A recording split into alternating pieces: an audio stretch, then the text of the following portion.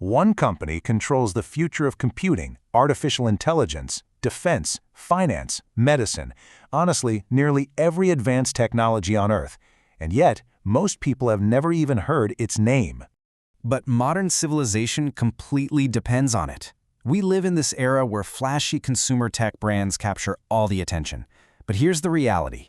None of their innovations would exist without the foundational hardware manufactured by a single, profoundly anonymous entity. Today, we're stepping past the familiar interfaces of our digital lives to examine this invisible giant, the one actually dictating the pace of modern technological progress. This is a story about physics pushed to the absolute edge and geopolitics balanced right on a razor's wire. Let's talk about the foundation of modern technology. Companies like Apple, NVIDIA, and Microsoft, they rarely get the spotlight for their software and chip designs. But they are entirely dependent on ASML's engineering to turn those designs into physical reality. You see, ASML doesn't actually make the chips themselves. What they do is make the incredibly complex lithography machines that print those chips. And the sheer scale of their dominance is staggering. ASML commands up to 80% of the global chip lithography market.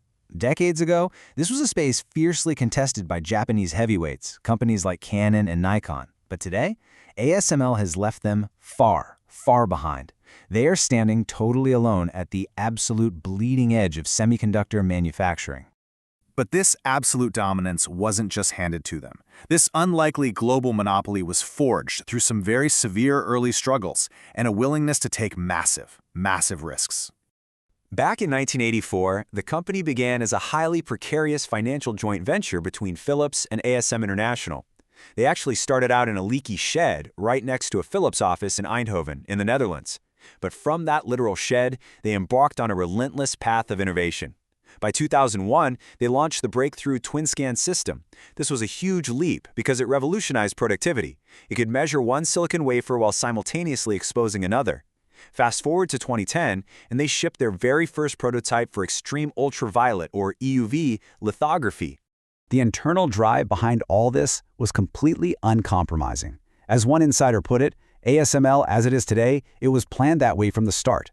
Early leaders like their first general manager Gyalt Smith instilled this ruthless, all-or-nothing engineering culture. It was frankly a merciless work environment, one defined by an intense, confrontational exchange of ideas. They operated with a reckless determination to dominate the market, and that planted the cultural seeds that eventually propelled them from an unknown upstart into a true global superpower. Which brings us to the physics of extreme ultraviolet lithography, basically mastering the impossible. This was a multi-decade, near-impossible quest to manipulate light at incredibly small wavelengths, just 13.5 nanometers. To really grasp the staggering scale of the operation required to pull this off, just consider the price tag: $350 million. That is the cost of a single next-generation high-end UV machine. Just one. It weighs 150,000 kilograms, stretches the length of a bus, and is built from literally millions of individual components. But the truly crucial point is how this machine actually operates. Inside the source vessel, you have a highly powerful laser striking microscopic droplets of molten tin, and it hits 50,000 of them every single second. This rapid-fire plasma explosion is what generates extreme ultraviolet light. Now, because EUV light is so incredibly fragile, it's absorbed by almost everything, even just the ambient air. This entire process has to happen inside a high-vacuum environment. That light is then collected and shaped by some of the smoothest mirrors ever created by humans, all just to project mind-bogglingly intricate circuitry patterns onto silicon. Former industry executives have literally called it the most complicated tool on this planet. I mean, the projection optics alone required over 25 years and 10 million working hours of collaboration between ASML and its German partner, Carl Zeiss. This extreme level of complexity, perfectly integrating mechanics, electronics, chemistry, and computation, it's exactly why no competitor has been able to successfully replicate ASML's EUV technology. Even with vast resources, it's just too hard. And because of that strict exclusivity, ASML is no longer just a commercial enterprise. It has become a critical node in a global geopolitical shield, acting as the ultimate choke point of the 21st century. We can think of this as the silicon testudo. It's named after that ancient Roman military formation where soldiers would interlock their shields to create a collective defense. The modern semiconductor value chain operates on this exact same principle. It's incredibly fragmented. The optics come from Carl Zeiss in Germany. The lasers, they come from Trump, also in Germany. And the electronic design automation software comes from American firms like Synopsys and Cadence. Absolutely none of these actors can build an advanced chip alone. But when they're interlocked, the US, Europe, and Japan form an unbreakable, deeply interdependent supply chain. And this translates into immense leverage. Think about it. A country exporting $10 billion in commodity steel is strategically vulnerable, simply because steel can be sourced elsewhere.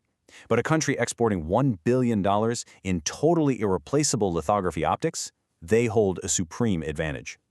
This structural choke point is exactly why ASML's exclusive partnerships are a primary factor in the ongoing technology tensions between the US and China.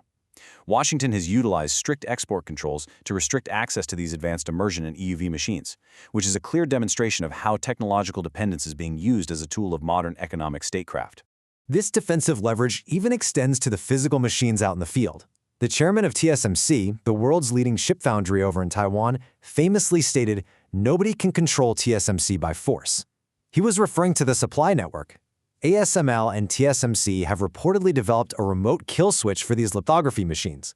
So, in the event of any hostile takeover, the equipment can just be disabled entirely. It acts as a profound deterrent. It sends a very clear message. An invading force would just capture highly advanced factories that produce absolutely nothing. Which brings us to the next era of computing. We are currently witnessing a massive global revolution in artificial intelligence. But make no mistake, it is a revolution completely gated by ASML's hardware. The dependency here is rooted in raw computational requirements. Modern AI requires massive parallel computation, which is enabled by highly specialized microprocessors, and ASML's EUV machines are exclusively required to manufacture those cutting-edge chips. But, interestingly, it's a two-way street. ASML is now actively integrating artificial intelligence back into its own operations through partnerships with companies like Mistral AI. They're using AI models to optimize their EUV source settings, improve defect detection during wafer inspections, and even process terabytes of system data to diagnose field issues up to 70% faster. So it's this brilliant, continuous loop of innovation. ASML builds the machines that power AI, and then AI helps ASML build better machines. Ultimately, we're left with a broader philosophical reality to consider. Modern civilization often depends not on famous brands, but on these invisible institutions that very few people ever actually see. The speed of our computing, the sophistication of our medicine, the fragile balance of global power, it all rests quietly in the hands of an engineering firm that started in a leaky shed in a small Dutch town. So, the next time you look at the device in your hand, or you consider the vast potential of artificial intelligence tomorrow, ask yourself, what other invisible forces are silently shaping the foundation of our world?